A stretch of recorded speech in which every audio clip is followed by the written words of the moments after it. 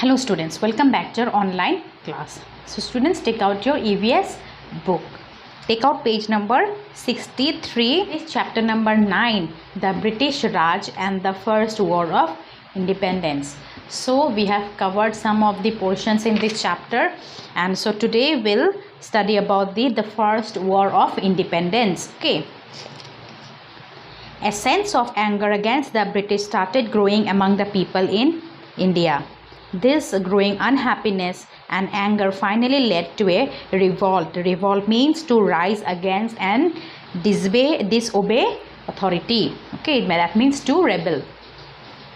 Or uprising in 1857. This revolt came to be known as the First War of Independence, or the Revolt of 1857. So, as these Britishers, they were trying to capture India.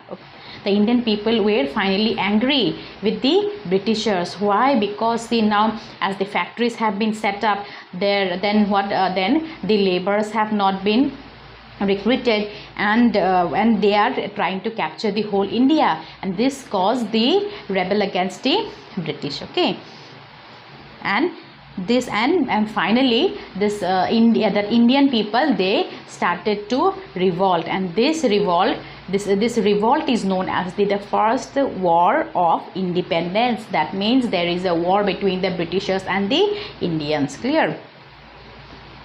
Now, what are the causes of the revolt? Many kings and nobles lost their titles, positions and territories when the British expanded their power in India. They made them and the people of their kingdom feel bitter and resentful.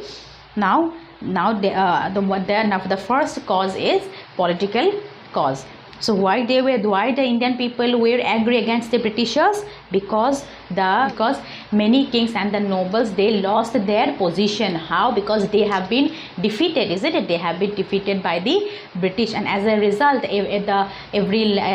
everything has been taken from them by the British. Nana Sahib, the adopted son of the last ruler of Maratha Empire, and Rani Lakshmi Bai, the Queen of Jhansi, were the two such rulers who lost their territories. So Nana Sahib and the Rani Lakshmi Bai of Jhansi, they also have lost their territories. How they lost their territories? Because the territories were occupied by the British East India Company. Clear?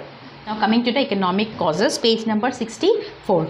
Before the coming of the British, India had a thriving textile industry. So India had a very much flourished textile industry before the invasion of the British. Cotton cloth made in India was famous throughout the world, and at that period of time, cotton clothes were in very much demand in India. After the British took control of India, they flooded the Indian market with cloth made in factories in Britain. As this cloth was cheaper than Indian handmade cloth, people stopped buying Indian clothes. The British also made it difficult for Indian clothes to be sold outside India. As a result, the Indian textile industry was destroyed, and millions of weavers lost their job. Now coming to the economic causes. Economic means monetary causes, isn't it? Now many people are finding hardship in economy. How?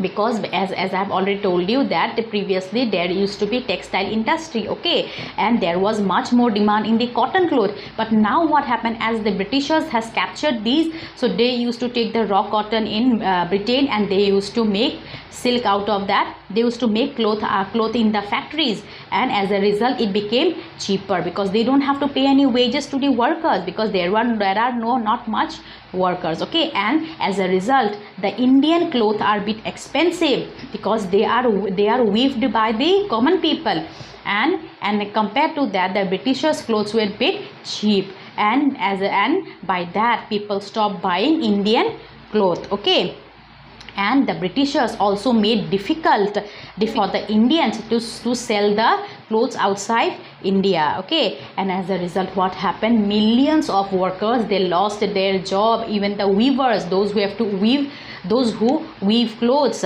they lost their job. And this is one of the main causes, that is the economic causes, which made the Indians to rebel against the British. Social causes. Indian society at this time had many unwanted and evil customs. Sati, the caste system, untouchability, child marriage, ill treatment of widows, and the killing of female babies were some of them. The British tried to stop some of these practices. Many Indians saw this as an unwanted interference in their religious matters. These were some of the reasons for the growing unhappiness and resentment among the Indian people, and it finally led to the revolt of 1857. So what are the social cause now? People of India, they had some evil customs like sati system. Sati system means when husband dies, then the wife has also to die in the fire. Okay, and the caste system, higher caste, low caste, discrimination.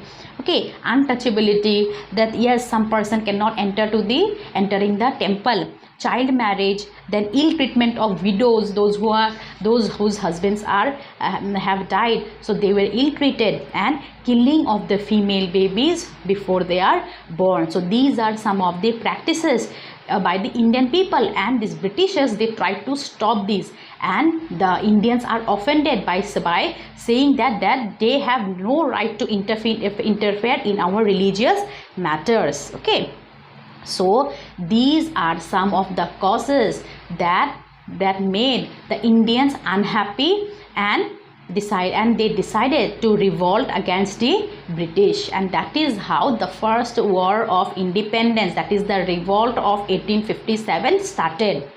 Children, you read up to here, and in the next class I shall teach you the immediate cause of the revolt. Okay, till then you read up to here. Thank you.